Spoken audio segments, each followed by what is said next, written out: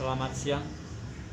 Saat ini saya akan melanjutkan membaca kitab Yeremia, yaitu dari Yeremia 23. Janji tentang tunas Daud yang adil. Celakalah para gembala yang membiarkan kambing domba gembalaanku hilang dan terserak. Demikianlah firman Tuhan. Sebab itu beginilah firman Tuhan Allah Israel terhadap para gembala yang menggembalakan bangsaku. Kamu telah membiarkan kambing dombaku terserak dan tercerai-berai, dan kamu tidak menjaganya. Maka ketahuilah, aku akan membalaskan kepadamu perbuatan-perbuatanmu yang jahat. Demikianlah firman Tuhan. Dan aku sendiri akan mengumpulkan sisa-sisa kambing dombaku dari segala negeri, kemana aku mencerai-beraikan mereka. Dan aku akan membawa mereka kembali ke padang mereka. Mereka akan berkembang biak dan bertambah banyak. Aku akan mengangkat atas mereka gembala-gembala yang akan mengembalakan mereka, sehingga mereka tidak takut lagi, tidak terkejut, dan tidak hilang seekor pun. Demikianlah firman Tuhan. Sesungguhnya waktunya akan datang, demikianlah firman Tuhan, bahwa aku akan menumbuhkan tunas adil bagi Daud. Ia akan memerintah sebagai raja yang bijaksana dan akan melakukan keadilan dan kebenaran di negeri. Dalam zamannya Yehuda akan dibebaskan dan Israel akan hidup dengan tenteram. Dan inilah namanya yang diberikan orang kepadanya, Tuhan keadilan kita. Sebab itu demikianlah firman Tuhan, sesungguhnya waktunya akan datang bahwa orang tidak lagi mengatakan, demi Tuhan yang hidup yang menuntun orang Israel keluar dari tanah Mesir, melainkan demi Tuhan yang hidup yang menuntun dan membawa pulang keturunan kaum Israel keluar dari tanah utara dan dari segala negeri kemana ia telah mencerai-beraikan mereka, maka mereka akan tinggal di tanahnya sendiri. Menentang nabi-nabi palsu.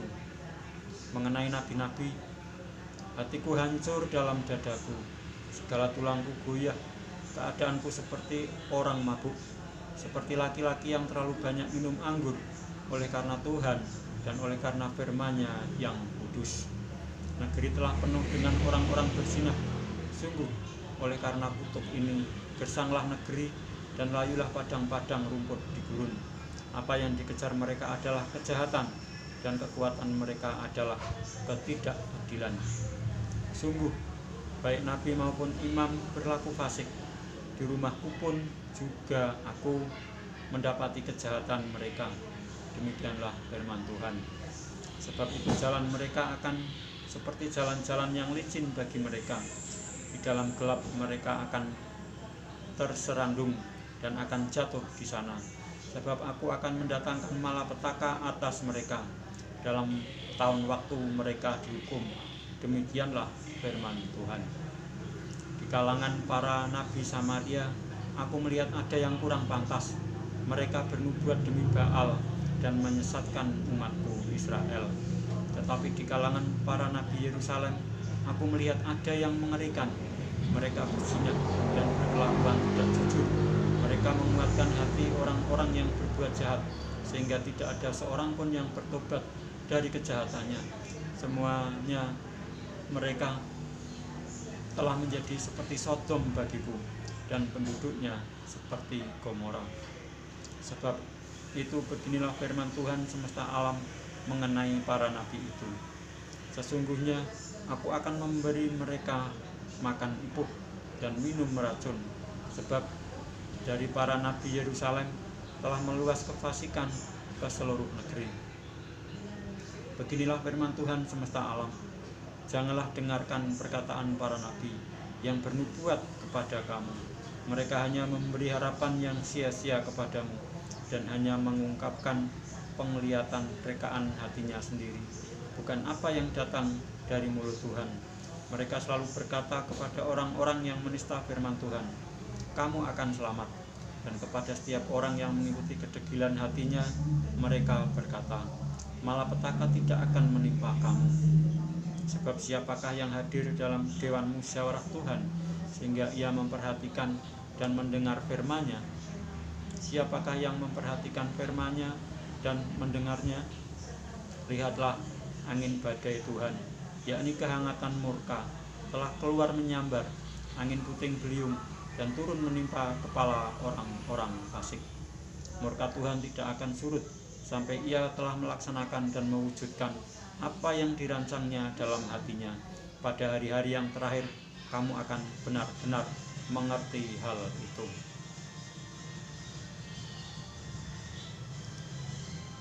Aku tidak mengutus para nabi itu, namun mereka giat. Aku tidak berfirman kepada mereka, namun mereka bernubuat. Sekiranya mereka hadir dalam dewan musyawarahku, niscayalah mereka akan mengabarkan firmanku kepada umatku, membawa mereka kembali dari tingkah langkahnya yang jahat dan dari perbuatan-perbuatannya yang jahat. Masakan aku ini hanya Allah yang dari dekat, demikianlah firman Tuhan, dan bukan Allah yang dari jauh juga. Sekiranya ada seseorang menyembunyikan diri dalam tempat persembunyian, masakan aku tidak melihat dia?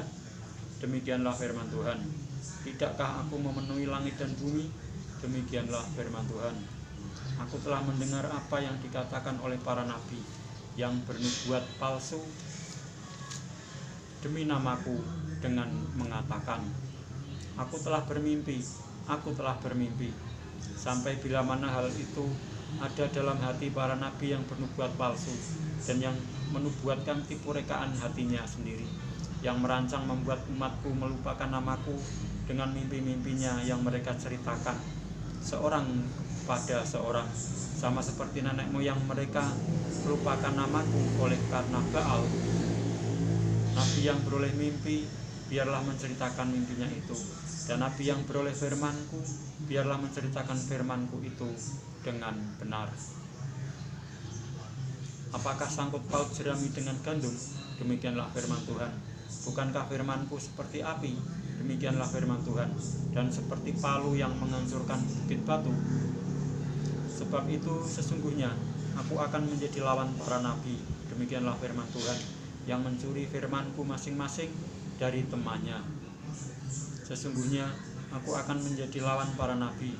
Demikianlah firman Tuhan, yang memakai lidahnya sewenang-wenang untuk mengutarakan firman ilahi. Sesungguhnya aku akan menjadi lawan mereka yang menubuatkan mimpi-mimpi dusta. Demikianlah firman Tuhan. Dan yang menceritakan, dan yang menceritakannya serta menyesatkan umatku dengan dustanya dan dengan dualnya. Aku ini tidak pernah mengutus mereka dan tidak pernah memerintahkan mereka. Mereka sama sekali tiada berguna untuk bangsa ini. Demikianlah firman Tuhan. Apabila bangsa ini, baik nabi ataupun imam, bertanya kepadamu, apakah sabda yang dibebankan oleh Tuhan? Maka jawablah mereka, kamulah beban itu, sebab itu kamu akan kubuang dari hadapanku. Demikianlah firman Tuhan. Adapun nabi atau imam atau rakyat yang masih berbicara tentang sabda yang dibebankan oleh Tuhan, kepada orang itu dan kepada keluarganya akan kulakukan pembalasan. Beginilah harus kamu katakan, masing-masing kepada temannya dan masing-masing kepada saudaranya. Apakah jawab Tuhan? Atau apakah firman Tuhan? Tetapi sabda yang dibebankan oleh Tuhan janganlah kamu sebutkan lagi, sebab yang menjadi beban bagi setiap orang ialah perkataannya sendiri. Oleh karena kamu telah memutarbalikkan perkataan-perkataan Allah yang hidup, Tuhan semesta alam, Allah kita. Beginilah engkau harus berkata kepada nabi, apakah jawab Tuhan kepadamu? Atau apakah firman Tuhan? Tetapi jika kamu masih berbicara tentang sabda yang dibebankan oleh Tuhan, maka beginilah firman Tuhan. Oleh karena kamu masih memakai ungkapan sabda yang dibebankan oleh Tuhan itu, sekalipun aku mengutus orang kepadamu mengatakan, janganlah kamu berbicara tentang sabda yang dibebankan oleh Tuhan, maka sesungguhnya aku akan menangkap kamu dan membuang kamu dari hadapanku, kamu serta kota yang telah kuberikan kepadamu dan kepada nenek moyangmu itu. Aku akan menimpakan kepadamu aib yang kekal dan noda yang kekal yang tidak akan terlupakan. Saya lanjutkan membaca Yeremia 24. penglihatan tentang 2 keranjang buah ara. Lihatlah, Tuhan memperlihatkan kepadaku 2 keranjang buah ara berdiri di hadapan bait Tuhan. Hal itu terjadi sesudah Nebukadnezar Raja Babel mengangkut ke dalam pembuangan Yekonia bin Yoyakim Raja Yehuda beserta para pemuka Yehuda, tukang dan pandai besi dari Yerusalem, dan membawa mereka ke Babel. Keranjang yang satu berisi buah ara yang sangat baik seperti buah ara bungaran, tetapi keranjang yang lain berisi buah ara yang jelek, yang tak dapat dimakan karena jeleknya. Lalu berfirmanlah Tuhan kepadaku, apakah yang kau lihat, hei Yeremia? Maka jawabku, buah ara. Buah ara yang baik itu sangat baik, dan buah ara yang jelek yang tak dapat dimakan karena jeleknya. Kemudian datanglah firman Tuhan kepadaku, bunyinya, beginilah firman Tuhan Allah Israel, sama seperti buah ara yang baik ini, demikianlah aku akan memperhatikan untuk kebaikannya orang-orang Yehuda yang kubawa dari tempat ini ke dalam pembuangan ke negeri orang-orang Kasdim. Maka aku akan mengarahkan mataku kepada mereka untuk kebaikan mereka, dan aku akan membawa mereka kembali ke negeri ini. Aku akan membangun mereka, bukan meruntuhkannya. Aku akan menanam, bukan mencabutnya. Aku akan memberi mereka suatu hati untuk mengenal aku, yaitu bahwa akulah Tuhan.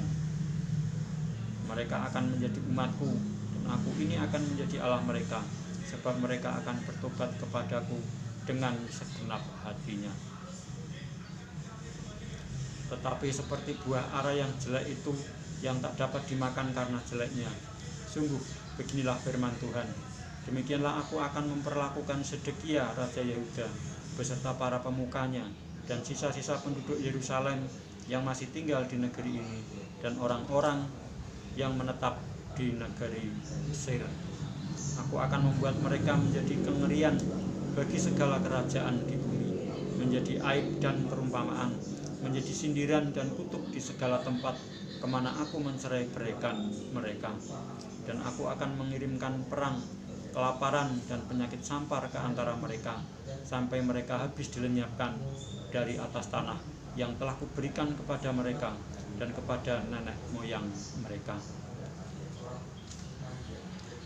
Saya lanjutkan membaca Yeremia 25. Yehuda akan dibuang ke Babel 70 tahun lamanya.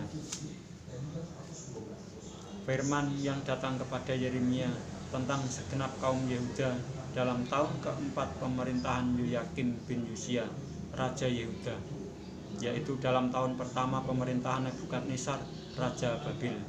Firman itu telah disampaikan oleh Nabi Yeremia kepada segenap kaum Yehuda dan kepada segenap penduduk Yerusalem, katanya, sejak dari tahun yang ke-13 pemerintahan Yosia bin Amon, Raja Yehuda, sampai hari ini, jadi sudah 23 tahun lamanya, firman Tuhan datang kepadaku, dan terus-menerus aku mengucapkannya kepadamu, tetapi kamu tidak mau mendengarkannya. Juga Tuhan terus-menerus mengutus kepadamu semua hambanya, yakni nabi-nabi, tetapi kamu tidak mau mendengarkan dan memperhatikannya. Kata mereka, bertobatlah masing-masing kamu dari tingkah langkahmu yang jahat dan dari perbuatan-perbuatanmu yang jahat, maka kamu akan tetap diam di tanah yang diberikan Tuhan kepadamu dan kepada nenek moyangmu dari selama-lamanya sampai selama-lamanya. Juga janganlah kamu mengikuti Allah lain untuk beribadah dan sujud menyembah kepadanya. Janganlah kamu menimbulkan sakit hatiku dengan buatan tanganmu, supaya jangan aku mendatangkan malapetaka kepadamu.